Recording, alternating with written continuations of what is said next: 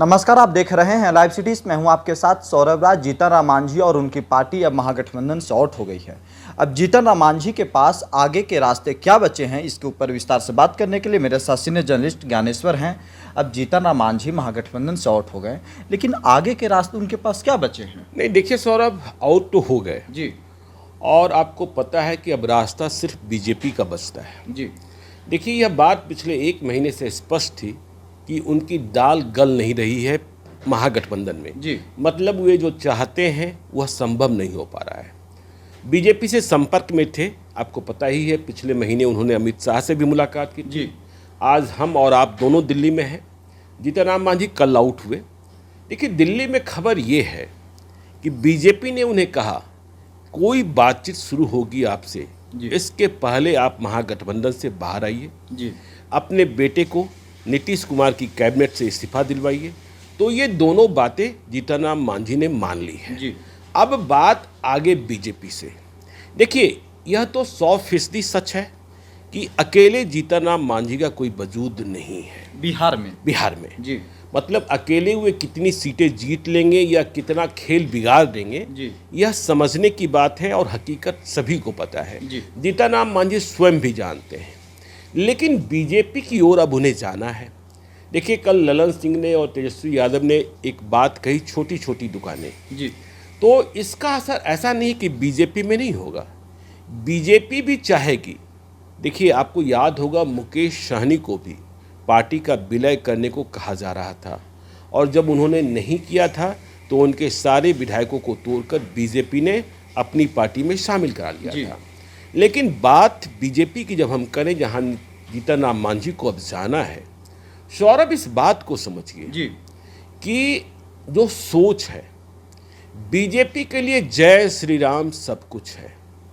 अब बीजेपी के लिए जी, अब तो जय श्री राम से आगे जय बजरंग बली भी। आपने कर्नाटका में देखा, जीत हार अलग। तो देखिए, जय श्री राम, जय सिया राम, हिंदू आस्था। जी भगवान राम को हम भी मानते हैं, ठीक है, राजनीतिक संदर्भ में नहीं मानते हैं जी और हम आध्यात्मिक संदर्भ में मानते हैं। लेकिन जीतन राम मांझी वैसे नेता हैं और बीजेपी को उन्हें अब प्यार करना है। जी ठीक है, तो क्या जीतन राम मांझी जो कहते हैं कि भगवान राम तो थे ही नहीं, काल्पनिक बताते हैं, कहते हैं कोई वजूद ही नहीं, तो जब भगवान राम नहीं थे तो भगवान हनुमान, जय बजरंग बली कहाँ से आएंगे? तो जीतन राम मांझी एक बार नहीं कई बार कह चुके हैं जी और अब बीजेपी में जा रहे हैं या बीजेपी के साथ हो रहे हैं एनडीए अलायंस में। जी तो क्या बीजेपी को यह बात अच्छी लगेगी? और बीजेपी क्या इस काबिल है या इतना दम है कि वह उन्हें अपने साथ लेने के पहले जीतन राम मांझी को कहे कि आप जय श्री राम कहिए? जी भगवान को मानते ही नहीं है जय जीतन राम मांझी, जी वे जय भीम वाले हैं। देखिए, जय भीम में भी कोई आपत्ति नहीं है जी लेकिन भगवान को नहीं मानना और बीजेपी के साथ होना। और देखिए, इतना ही उन्होंने नहीं कहा था, उन्होंने यह भी कहा था कि यदि मुझे विवेचना करना हो, रामायण को भी उन्होंने काल्पनिक कहा, और यदि रामायण आधारित विवेचना करनी हो तो वे राम से ज्यादा रावण को कर्मठ मानते हैं।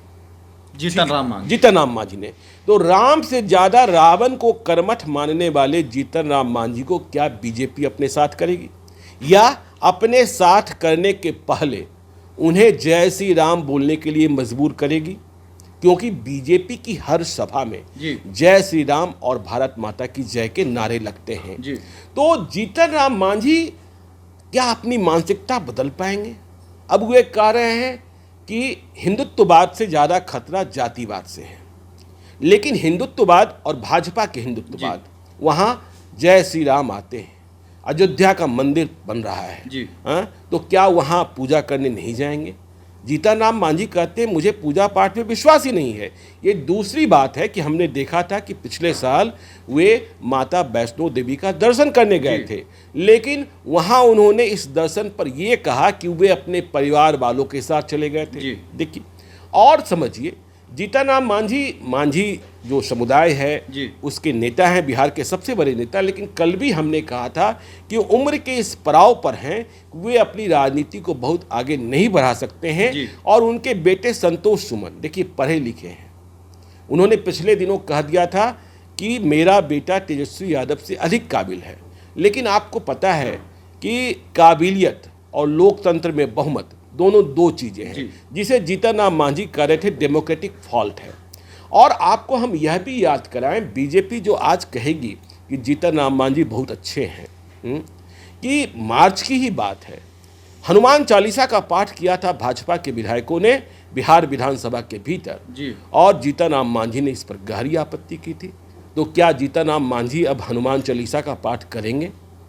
बीजेपी अपने साथ ले रही है। देखिए, मैं मानता हूं कि राजनीति में कहे गए शब्दों का कोई महत्व नहीं होता है।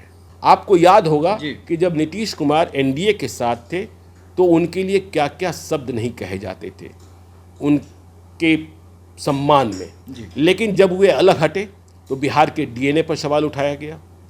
नीतीश कुमार ने कहा कि मैं मिट्टी में मिल जाऊंगा लेकिन बीजेपी के साथ नहीं जाऊंगा, फिर गए, फिर वापस आए। अब वे विपक्षी एका की बात कर रहे हैं। 17 पार्टियों का समागम 23 जून को पटना में होने जा रहा है। और जीतनराम मांझी के साथ इतना ही नहीं, अब देखिए जीतनराम मांझी को ब्राह्मणों से भी बड़ी आपत्ति है। जीतनराम मांझी को, है ना, आपने ही इंटरव्यू किया था, मुझे याद है कि वे कहते हैं कि ब्राह्मण, उनके पूजा पाठ पर उनको वे बहुत आपत्ति, लेकिन ब्राह्मण का जो व्यवहार है कि वे दक्षिणा लेते हैं। देखिए, वे कर्म करते हैं तो उसका दक्षिणा प्राप्त करते हैं, पारिश्रमिक भी कह सकते हैं आप। उन्हें इस बात पर भी आपत्ति है कि ब्राह्मण कहीं भोजन खाने को चले जाते हैं, करने को चले जाते हैं। तो ये सारी बातें जो है बीजेपी के लिए चुभने वाली बातें रही है। लेकिन तब जीतनराम मांझी महागठबंधन में थे और हमने कल भी कहा था कि जीतनराम मांझी को जो सफलता मिली है वह नीतीश कुमार के साथ मिली है। नीतीश कुमार ने ही मुख्यमंत्री बनाया। अब देखिए, जब जीतनराम मांझी बीजेपी की ओर जाएंगे, आज किसी जेडीयू वाले ने पूछा भी कि क्या बीजेपी वाले उन्हें मुख्यमंत्री बना पाएंगे, और आपको हमने वह डाटा भी बताया था कि 2015 के विधानसभा चुनाव में बीजेपी के साथ मिलकर 21 सीटों पर हम पार्टी ने चुनाव लड़ा था, तो एक सीट पर सफलता मिली थी। जीतनराम मांझी सब हार गए थे। तो देखिए कहाँ से सफलता मिली थी? इमामगंज से। अब इमामगंज का नाम भी जो है वह क्या बताता है? इमामगंज का नाम जो है वह मुस्लिम धर्म को कनेक्ट करता है। और बीजेपी वैसी पार्टी जो इन नामों को बदल रही है। आपने देखा किस तरीके से मुगल सराय का नाम बदला गया और कई स्टेशनों का नाम बदला गया, शहर का नाम बदला जा रहा है, किस तरीके से इलाहाबाद का नाम बदला गया। तो ये सारी चीज़ें हैं। एक बड़ा सवाल ये पैदा होगा कि जीतनराम मांझी कल बीजेपी के साथ होते ही क्या जय श्री राम बोलना शुरू कर देंगे?